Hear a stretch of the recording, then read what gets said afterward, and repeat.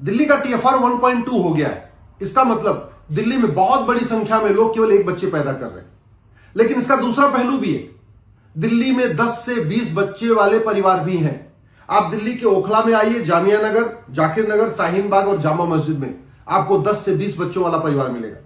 आप दरियागंज, बल्ली मरान, निजामुद्दीन, बाबरपुर, शाहबाद, मुस्तफाबाद आइए, आपको 10 से 20 बच्चे वाला परिवार मिलेगा।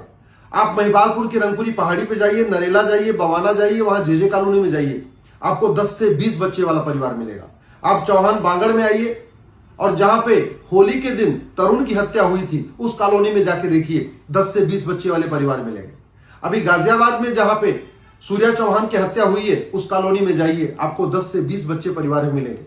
आप लोनी एरिया में चले जाइए, आप फरीदाबाद के बहुत बड़े एरिया में घूम के देख लीजिए, आप गुड़गांव के कई सारे ऐसे क्लस्टर है वहां देख लीजिए, आप सोनीपत, पानीपत में आके देख लीजिए, आपको पूरे NCR में भी 10 से 20 बच्चे वाले परिवार मिलेंगे।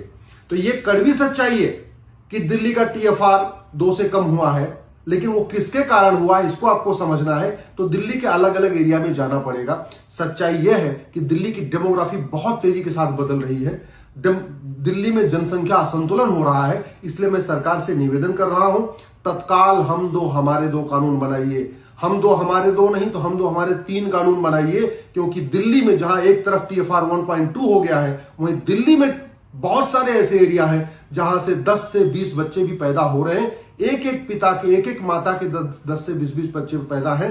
ये भी कड़वी सच्चाई है। इसलिए अब जनसंख्या नियंत्रण कानून बनाना बहुत जरूरी है। हम दो हमारे दो नहीं तो हम दो हमारे 3 सही, लेकिन चौथा बच्चा पैदा करने पे प्रॉपर्टी जब्त करने, सिटीजनशिप खत्म करने और कम से कम 10 साल की सजा देने के लिए कानून बनना चाहिए।